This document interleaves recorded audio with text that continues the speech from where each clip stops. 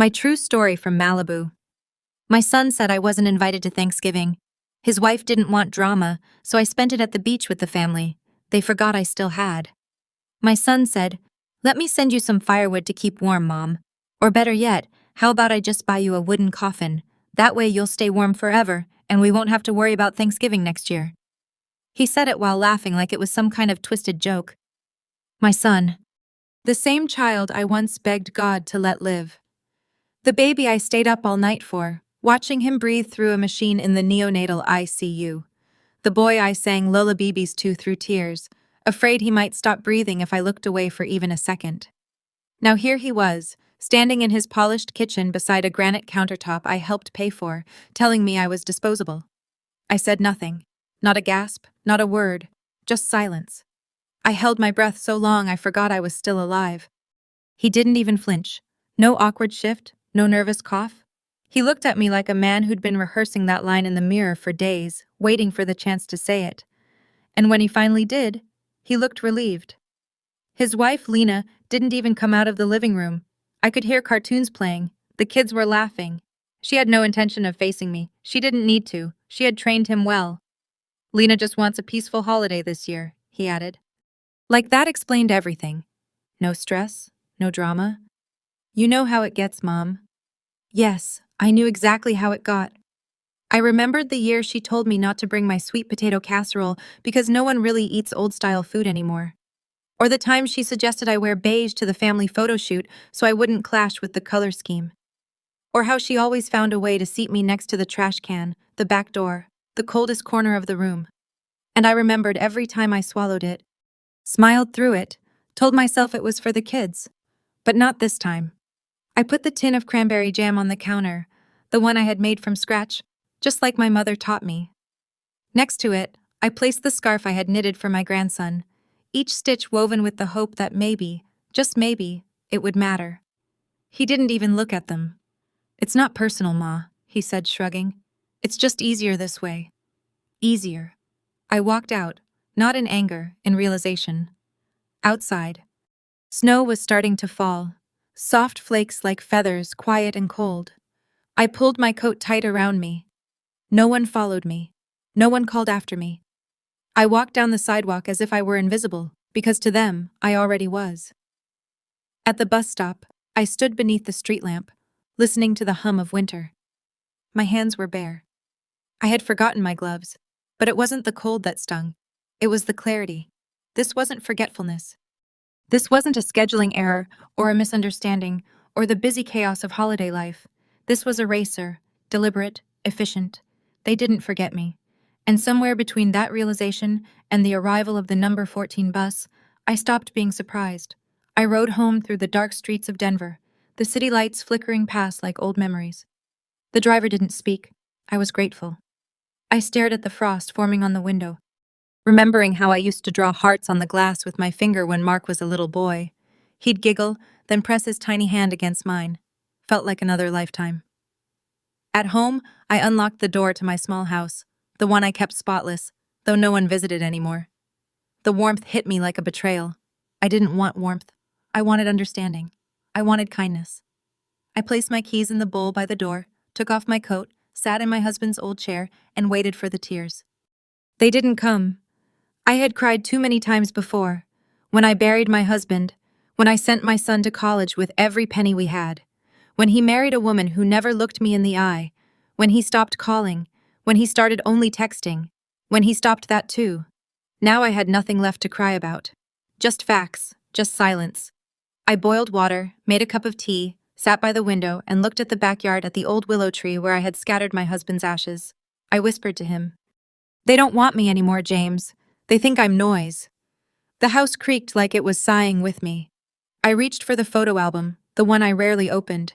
Flipping through its pages, I saw a version of me I barely recognized. Young, laughing, holding Mark in one arm, a beach hat in the other. And next to me, Thomas. My breath caught. Thomas. His smile, his hands, Malibu. I had not thought about that summer in years after James died and before I moved back to Malibu for good.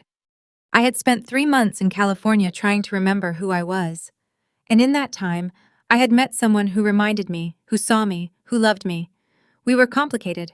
The world didn't approve. My family didn't approve. I had a son to raise, a reputation to keep, a life to rebuild. So I left. I never told Mark about Thomas, never told anyone. It was easier that way, just like Mark said.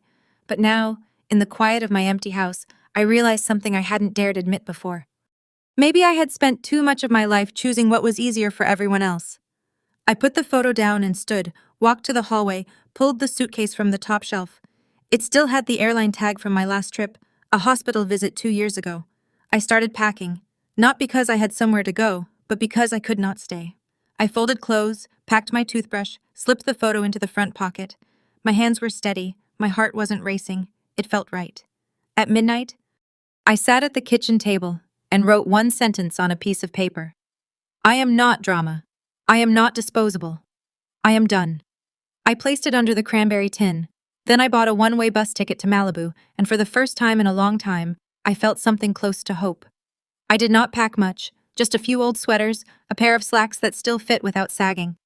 My warmest coat, the hand-knitted scarf I made last winter. Not for anyone else this time, just for me. I added 2 pairs of shoes, both practical, one small toiletry bag, one book, and then before I zipped the suitcase shut, I walked over to the living room and opened the drawer of the wooden side table. Inside was a framed photograph. My wedding day. James looked dashing in his navy suit. I wore a pale blue dress, not white, not ivory. We were both widowed young, both cautious, both grateful.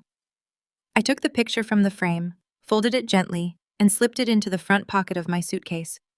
Then I took another photo from an envelope behind the frame, a much older picture, one that had been hidden for years. It was the only one I still had of me and Thomas, his arm around my shoulder, my eyes squinting from sunlight, sand on our feet, wind in our hair. Malibu, 1983. I sat on the edge of the couch and stared at the worn edges of that photograph. Thomas had been so gentle and so full of life. I had just turned 38. Mark was 9, too young to be left alone, too old to not notice his mother's sadness. After James died in the accident, the life I knew unraveled. The insurance money came late and the bills came fast. I found a small job opportunity through a friend, housekeeping for a family in California, Malibu. I took it. I needed space, sun, and silence. Mark stayed with my sister in Malibu for the summer. Just one summer, I told myself. That was when I met Thomas. He was the gardener for the property 2 houses down. A veteran, a writer. He was mending from his own grief, a sister gone too soon. He used to bring me lemons from his tree, leave them in a bowl with handwritten quotes tucked underneath. He never tried to impress me, just made space for me. We would walk on the beach when my work was done, talk about books, music, the future we never imagined ourselves allowed to want.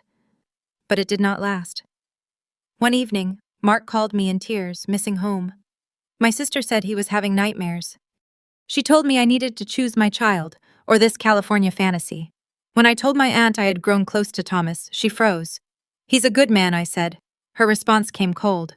He's not your kind of man. That meant one thing. Thomas was black. Malibu was not kind about such things back then. My family even less so.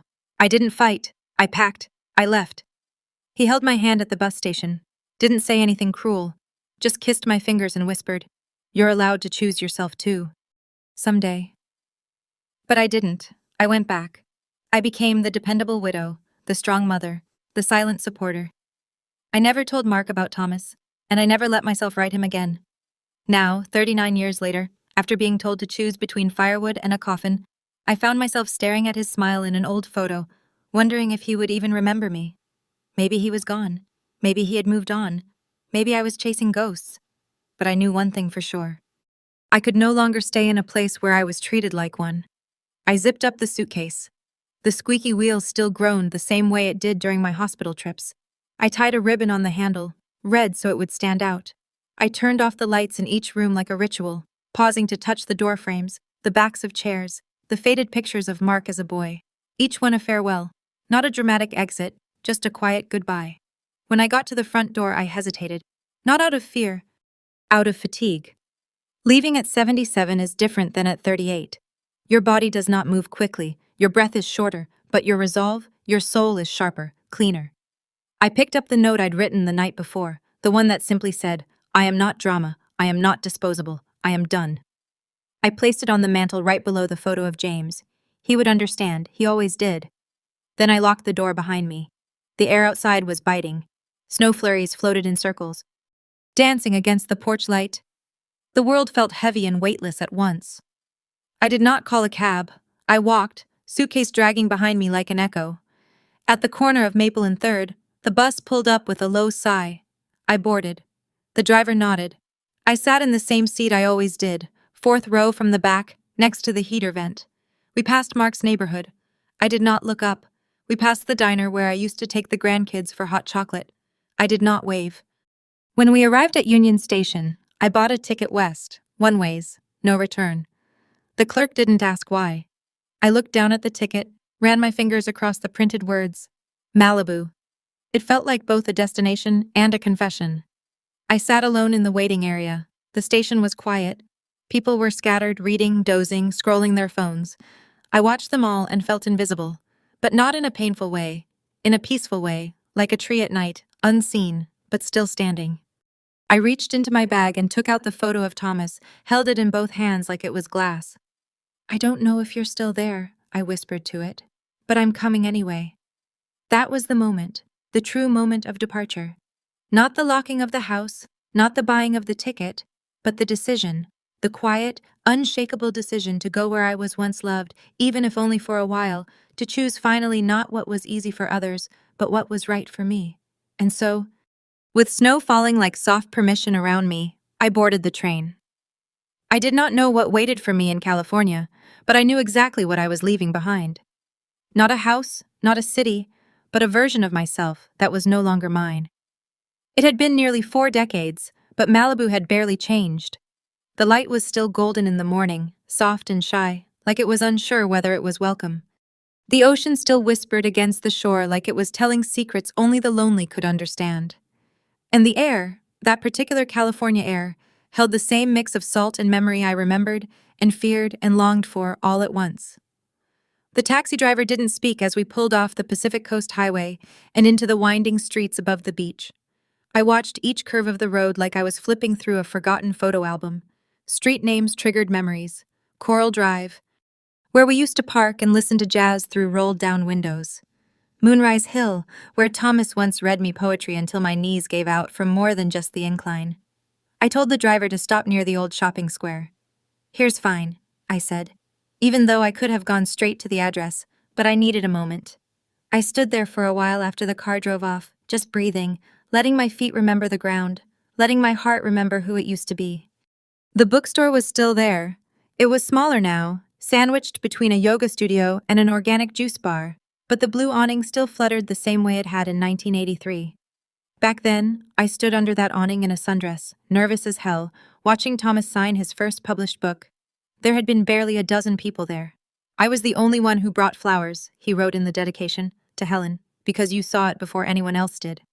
I pushed the door open. Inside, it smelled like cedarwood and dust, the kind of place that respected silence. A young woman stood behind the counter, tapping on her tablet. She looked up with a polite smile that flickered into curiosity when she saw me. "Can I help you find something?" I hesitated. "I'm actually looking for someone. A writer." "Thomas Avery?" Her eyes lit up. "Mr. Avery? He still comes in every month. He signs copies of his old books and picks up new ones. He's kind of a legend around here." My chest thudded. "Does he still live nearby?" I asked. She nodded.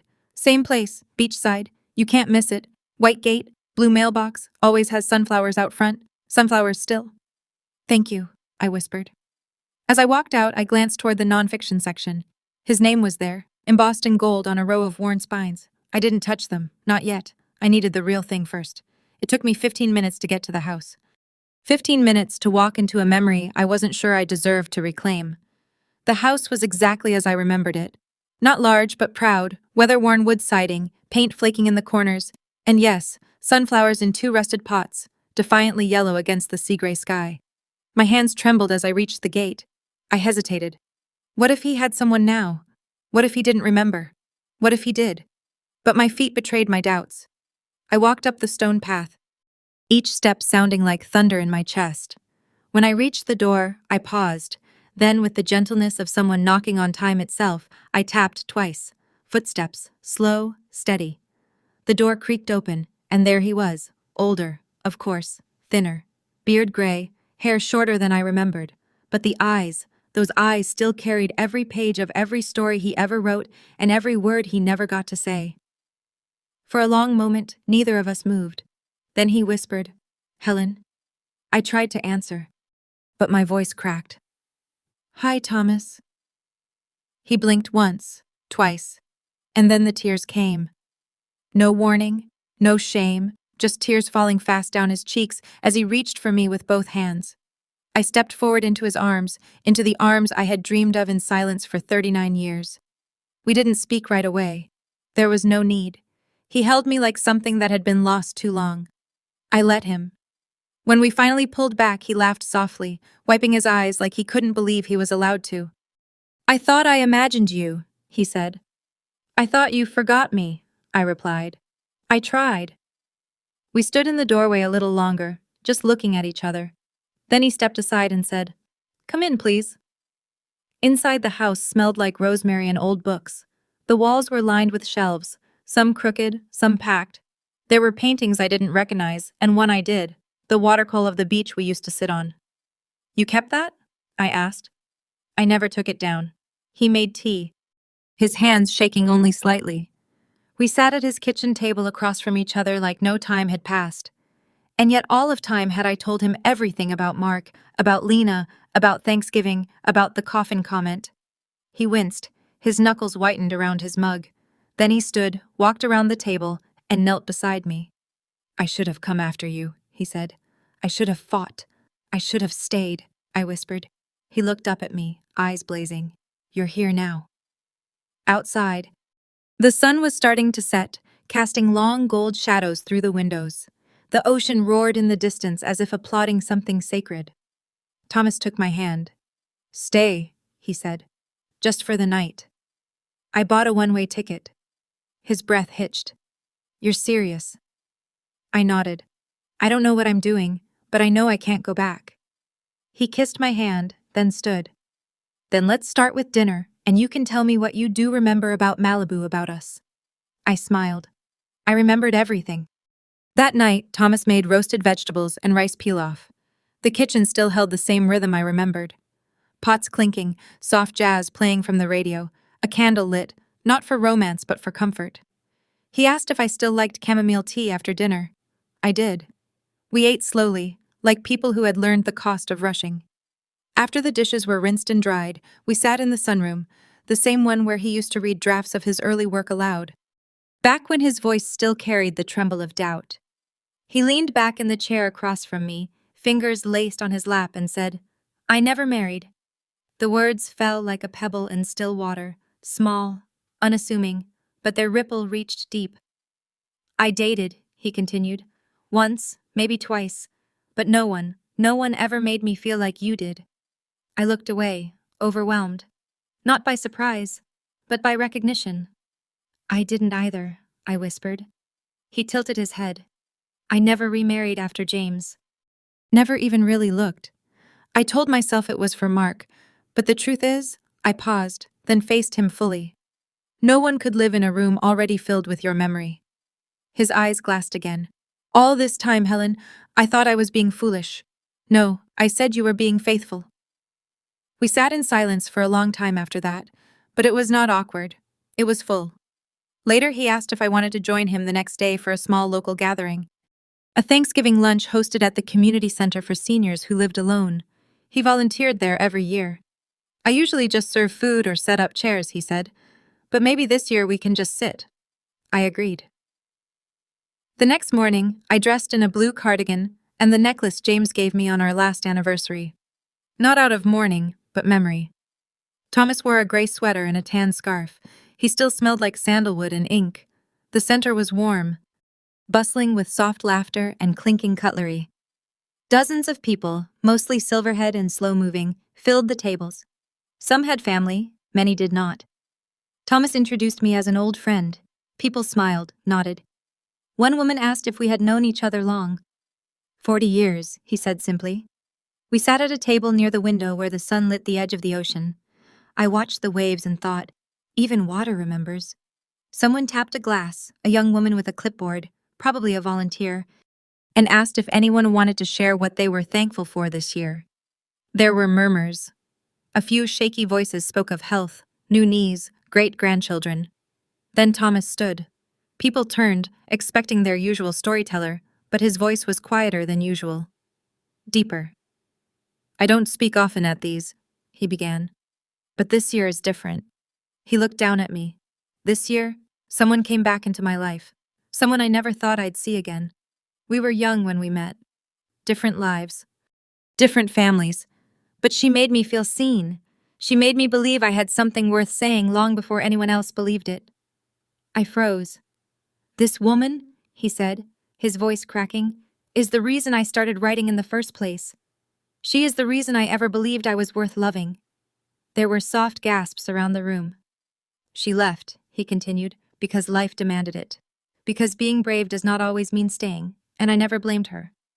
I waited, not because I thought she'd return, but because no one else ever fit. He reached out, took my hand in his, and said, clear and slow, the only woman I ever loved is now the reason I keep going. The room fell silent. Some smiled.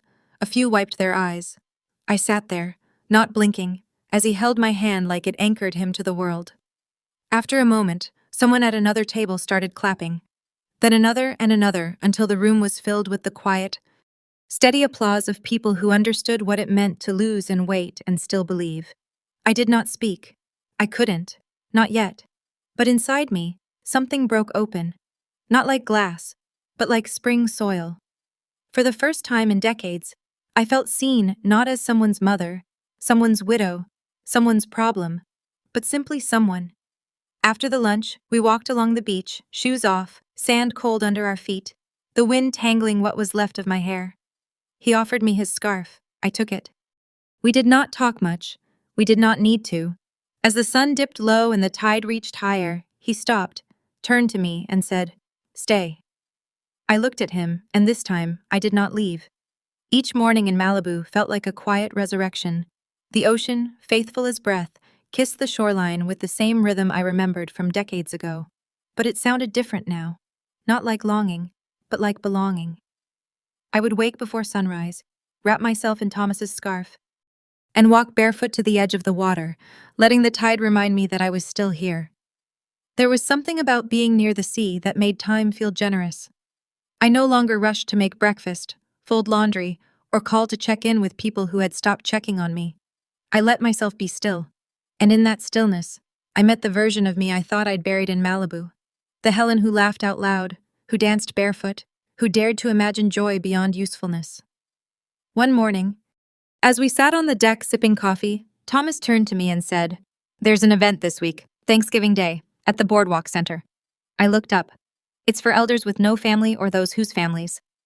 Well, you know, he added softly. I did, he smiled. They usually just eat and listen to music. But this year they asked if I knew someone who might want to speak. Me? His eyes crinkled. No one else I'd rather hear from. At first I resisted. What would I say? Who would care? But that afternoon, I saw a woman on the beach crying into her sleeves. She looked about my age, alone. I didn't approach her, but I understood. Maybe someone out there needed to hear what I never got to say, so I said yes. Thanksgiving arrived with skies so blue it made your heart ache. The event was held in an open-air pavilion near the water, decorated with simple paper leaves and folding chairs. Dozens of elders sat wrapped in sweaters, some in wheelchairs, others hunched but alert. Volunteers bustled with trays of food, warm cider, and second chances. Thomas introduced me as someone with a story that deserves a room. I stood behind the small wooden podium. The mic was too tall. Someone adjusted it for me. I cleared my throat, not to gain attention, but to steady myself. My name is Helen, I began, and I was almost erased. A hush fell. I raised a son, buried a husband, worked jobs people looked down on, was the quiet one in the room, the extra chair at the table. The name that got left off the invitation. Some people nodded. I was told just last week that maybe a coffin would be better for everyone, that I was more burden than blessing. And for a moment, I believed it. I paused. But then I remembered something. I held up an old photo. Thomas had printed it for me that morning. This was me 39 years ago on this very beach. That girl! She laughed. She danced. She was brave, even when afraid. I looked around the room. I came back here because I wanted to feel like her again. And I did. Not because of a miracle, but because someone remembered me. Not for what I gave, but for who I was. I let the silence sit. If you are here today wondering if you matter, let me say this clearly. You do. Whether anyone calls, whether anyone cares, you are not drama. You are not disposable. You are not done. When I stepped down, people clapped. Not politely, but like something inside them had been shaken awake. What I didn't know was that a young volunteer, a college student named Maya, had recorded the entire speech on her phone. She uploaded it that night with the caption, "She thought no one wanted her story. I think the world needs it." By morning, the clip had gone viral. By the next afternoon, the video had over 3 million views. It began quietly, just a few hundred shares, then a few thousand, then a wildfire of comments across social media. Who is this woman? She reminds me of my grandma. Why are we letting our elders feel this way? But it was one particular sentence that sent the video viral. I was told a coffin might be better than my presence. That line hit people like a punch. Thousands shared stories in the comments about being abandoned, about their own silent mothers, about guilt and gratitude. Within 48 hours, the video was picked up by a popular talk show, then a major news outlet, then a viral TikTok creator who lip-synced my entire speech in full makeup and tears, calling it the most powerful 5 minutes I've ever heard. They started digging. Someone recognized my voice. Another recognized the necklace I wore, an heirloom I'd once shown during a virtual book club years ago when I still tried to be involved in Mark's company outreach. Then someone made the connection. The internet exploded. Breaking viral grandmother revealed as Helen Green. Mother of tech CEO Mark Green. Headlines rolled in like thunderclouds. The mother behind the speech. What Mark Green doesn't want you to know. From boardroom to backlash, Mark Green's Thanksgiving scandal. The quote, "Let me send you some firewood or a coffin," surfaced quickly. It was in a leaked message thread Mark had shared with a colleague. The language matched too perfectly. Someone, likely from within, had kept receipts. Then came the outrage. Twitter raged, Reddit dissected, LinkedIn turned somber. How can a man who leads a company promising empathy-driven tech treat his own mother like that? Investors pulled out. 2 major clients paused their contracts. A board member resigned in protest, and the stock price, it dropped 17% in 3 days. Mark stayed silent at first. He tried to wait out the storm, but silence in the age of receipts only adds weight. Then the second leak happened. A voicemail, the original one, where he said the words in his own voice, laughing. "Let me just buy her a coffin. It'll keep her warm and it'll keep her out of the way." The backlash turned volcanic. Public statements poured in from the company's HR department, then the ethics committee. There were whispers of lawsuits, internal audits, even employee walkouts. Finally, the board made their move. Mark Green was asked, then forced to step down. It made national headlines. I saw the coverage on Thomas's old television, the grainy kind that still had a rabbit ear antenna and yellowed remote buttons. The news anchor paused on a split screen, my face on the left, Mark's on the right. The woman who reminded America how we treat the elderly is the mother of the man who reminded us why that message matters. I sat frozen, tea cooling in my hands. Thomas reached over and turned off the TV. He did not look triumphant, just quiet. "I didn't ask for this," I whispered. "No," he said. "You didn't, but sometimes the truth asks for you." That night, my inbox flooded. Messages from strangers. People thanking me, crying, apologizing to their own parents. A school teacher wrote, "Your speech made me call my mother after 10 years. An Army veteran said, "I've never cried in uniform until I saw your video." One woman simply wrote, "Thank you. My kids don't call, but you reminded me I'm still here." But amid the flood came one message that made my breath hitch. It was from Mark. No subject line, just 3 words. "I am sorry." The call came just after sunset. I had just finished setting the table on Thomas's back porch, 3 place settings, even though it was just us and our neighbor's daughter, who often stopped by with flowers or books.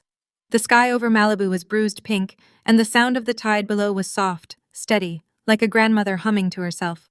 My phone rang, a number I still knew by heart. I let it ring twice before picking up. His voice cracked on the first word. "Mom."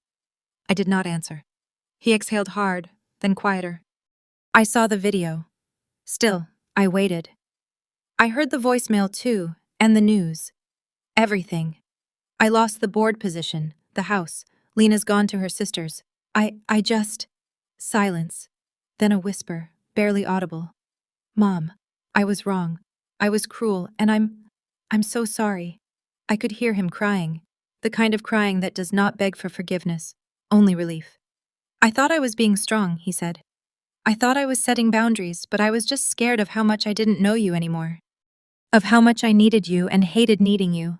Still, I said nothing because something in me, something sacred and long buried, needed to know he would speak, even if I never did again. He tried once more. Please say something. I looked out at the horizon. The waves kept moving. Then I opened the photo gallery on my phone, found the one Thomas had taken just that morning.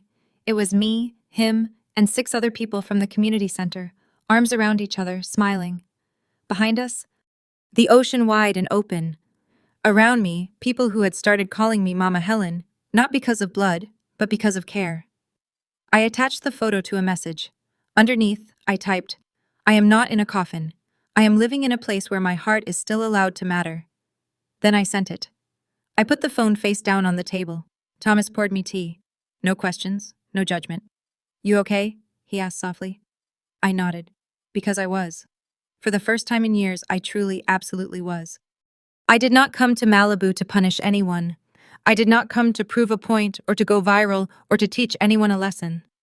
I came here because something inside me, small but stubborn, refused to disappear quietly, something deeper than pride, stronger than pain. I came because I was still alive.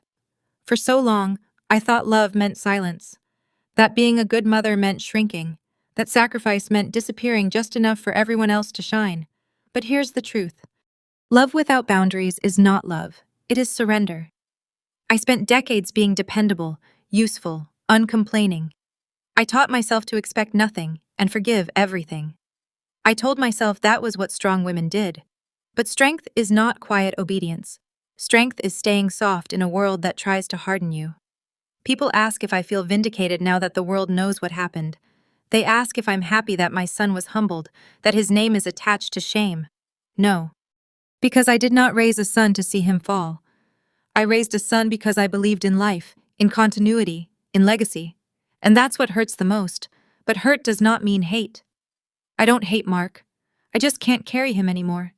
He will have to learn to walk without the weight of my forgiveness, always cushioning his fall. Because that too is love, letting someone face the echo of their choices. I live in Thomas's home now. We're not husband and wife. We are something gentler. 2 souls who lost and waited and found each other not at the beginning, but where it mattered most. The middle. I volunteer at the community center. I bake bread. I read aloud to people who cannot read anymore. I write letters to people who do not get mail. I laugh. I live. And Malibu? Malibu is not the place where I came to die. It is the place I remembered I was still alive.